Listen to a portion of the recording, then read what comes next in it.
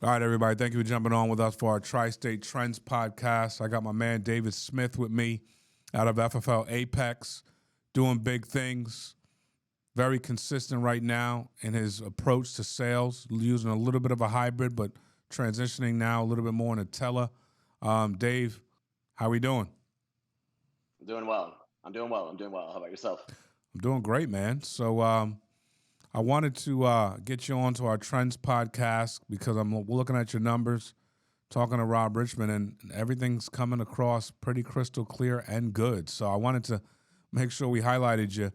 But I wanted to get a little bit of a backdrop about you. Can you talk to our audience, let them know kind of where you're coming from, a little bit about you? So myself, before doing this, I've only been doing this since June of last year, so not even quite a year.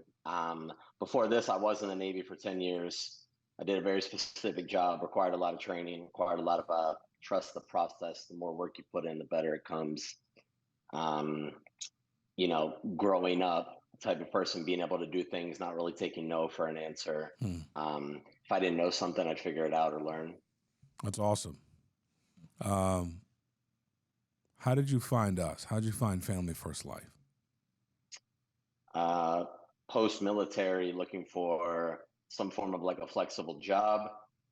I was on all the job ad websites. I think I found something through Indeed, and I reached out to Rena, and from there I knew it was taking a risk because I Hmm. obviously knew it wasn't anything I've done before.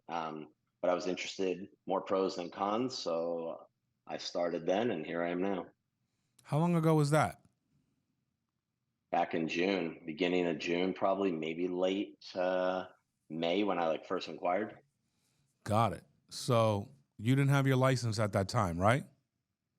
I did not actually. That was actually reaching out. I did because I was at Banker's Life Ah, for barely 2 months beforehand, and I got my license through them, training and whatnot. so you were ready to go. Um, and what was it that intrigued you most about Family First? Being like your own, what drove me away from Banker's Life and drove me to Family First is Banker's Life. It was all this do it our way type of deal. Here's the scripts, really not much deviation. I felt that Family First was, hey, what you put into it is what you get out of it. Here's some guidelines to go by. Scripts. I have like scripts right next to my desk, all kinds of information here to reference to quickly. And I just kind of made my own and do what works best. Freedom, I guess you could say. Makes sense to me. So you kind of started to take a hybrid approach. Talk to us a little bit about your approach to sales, how you're going out and getting the results you're getting. So as far as how I started, I was doing all telesales. I did not start doing in-home until probably about a month and a half ago. And that was due to me noticing some weaker spots in my telesales. I was booking a ton of appointments. That wasn't the problem. It was how much follow through I would get, calling someone back later in the day. The next day, I try to keep my appointments now telesales within like 48 hours. It's something I've seen a lot of people talk about, and it's worked better. In person, I just did it because the minute I got somebody to agree for me to meet at their home, I mean, it was, unless you totally messed it up, it was pretty much a sealed deal. What was it about that made it a sealed deal, in your opinion? In my personal opinion, and I mean, I say this because I would prefer to conduct business just myself like that, walk in, I prepare myself clean and neat, very, just well spoken. And I think people get that vibe from me that I'm just there to make sure that they have something in place, their family's taken care of. I've seen quite a bit. I reference credibility to what I did in the military, which I saw a ton of tragedy. So I'm able to tell people that, and they might not even realize that's what is going to happen or what they're in store for.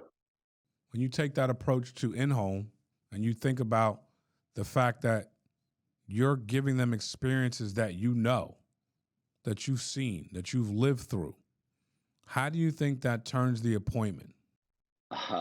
Because it's like no reason to lie. Like I'm in front of them, I tell them the reason why I do this and how bad situations can be and how quick they can happen. We all take for granted so much every single day that we wake up. I mean, um, my wife's a nurse, so she deals with it a ton as well in the operating room where she works, and there's so much doubt. Like we don't know every day, every minute. Hmm. And I tell people when I'm in home with them that I put myself, unfortunately, in a job for 10 years where that's all I was surrounded by was uh best way to word it for you.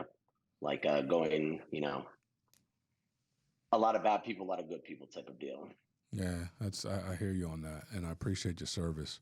Appreciate that. When you think about your approach now, leads, schedule, and the ability to kind of do a hybrid where you can do some in home, some telesales. What are some things that come to mind for you if you were trying to help new agents? So I would say I'm like a real firm believer in great things come from hard work and perseverance, and there's really no excuses. If you know something that you're weak at, which for me, working at home, this is the first time I've ever done this in my entire life. I do have a family, I do have kids, distractions, sports. Hmm. Uh, I need, I see a lot of VA help on the outside. So my schedule is packed, but I find ways to be as most productive as I can for the time that I'm in here in front of my desk. And then when I get opportunities out somewhere, I'm waiting on something, whatever, it's where I generally watch a lot of videos. I listen to a lot of people. I know I don't join many live type of things, but I rewatch them because I can do it at my time, what works Mm. best for me. The freedom part I told you I was interested in. Yep. Um, so as far as leads, I mean, it's everyone says the same thing and it truly works if you work it. When I'm consistent and I'm able to work week after week, I'm probably spending at least 1,000 on a week for leads, and it doesn't even phase me like it did in the beginning when I was going to spend 500 and be like, "Am I going to get the return?" It's funny what results will do for your mindset, you know? Got to try it. Yes, sir. But you said from beginning you knew this was a risk. You knew that the risk could create freedom. Has it done that for you? Absolutely, How does that feel? feels nice to have like a. This is complete opposite for what my work to life ratio used to be, which I don't even really put the word life in it. It's just work ratio. Like how many hours and how many days consistently can somebody get work to now where I focus a lot of my time on my kids because I've been gone out of the 10 years I was in, I was probably not home for like 7.5, 8 years. So Mm, I know this isn't relatable to everybody. It just goes to show this is a complete opposite. And I actually enjoy it. It works out really well for my family. that's My awesome. family wasn't around much when I was a kid being raised, so I'm trying to change a chapter for my kids, and this job has given me the ability to do that. That is unbelievable, man. I mean, it makes me feel so good to It's hear you honest. say that. What'd you say? I said it's honest. Like that's Yeah. the honest truth. And it's awesome because at the end of the day, you served for 10 years and you didn't really get to see your family, so you found yourself a career and a company that values what you value. And it works. It's amazing how when you can align your life the way you would have it, how fresh the air could be. It's what I'm sensing from you on this podcast. Yeah, I would agree. I would definitely agree. That's awesome. So when you look at this and you look at 2023, what are some things you set up for yourself goal wise? How do you look at the outlook of 2023 for you? So when I bought a new planner for the year of 2023, I put goals in the front page that I can technically check off. And as far as goals, numbers wise and whatnot, I put myself for 100 family for the year, which I think was like not something that's so crazily unattainable, but something that is so that I can get that satisfaction of meeting a goal. I think it's important in life when you set goals and you can meet them with a job because it's proof. My dad used to always say proof in the pudding. Well, I mean, you do the work and then you get the outcome with it and you can meet the goal. It's really beneficial for the mind. As far as being more productive with my hours, I would like to continue to just be more educated on all the fine tuning. reach out to some people sometimes for specific questions. Support is great, but just be, and then of course, future wise, I would like to do something agency wise or whatnot, but I don't think I'm looking that far yet until I've pretty much mastered what I do now. Love it. If you were going to send a shot to a brand new agent, what would be something you'd want them to understand about this business? So I got a little saying. It's a little bit lengthy, but not really. But this is literally for something that's pretty accurate. And I've lived by this for a lot of years. In between where you are and where you want to be, you're going to doubt yourself a lot. But the only way to get to the other side is through the fire. It's okay to cough through the smoke until it clears, because it will clear. And when it does, you'll be able to breathe again. And I just referenced that by breaking it down and saying, I was anxious, nervous to start something like this. I obviously put a lot on my back to support my family. No, it's not 100% needed, but I wear that to say how much I can bring to the table for my family. Um, Plenty of other things that I had to work through, talking to people on the phone like that. I wasn't really much of a talker in my previous job, um, but I've found a way for what's comfortable for me and what people latch onto, and I stick with what works. And if it doesn't, I start looking at what doesn't work and what can I change. So for a new agent, I mean, you're not going to jump in, you're not going to feel good about yourself, probably not going to make much money, however it may be. I mean, unless you get super lucky. But if you continue to put in the work, the proof will show.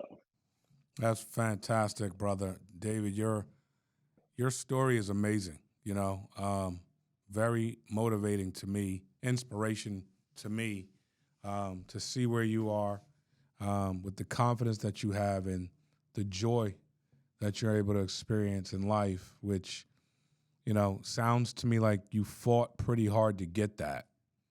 And that's really inspirational. I appreciate that. Thank you, brother. Thank you for jumping on with us on our Tri-State Trends podcast. I appreciate you, man. Thanks a lot for having me. I appreciate it. God bless everybody. Keep listening. David Smith, thank you so much, brother. Take care. Thanks. Take care.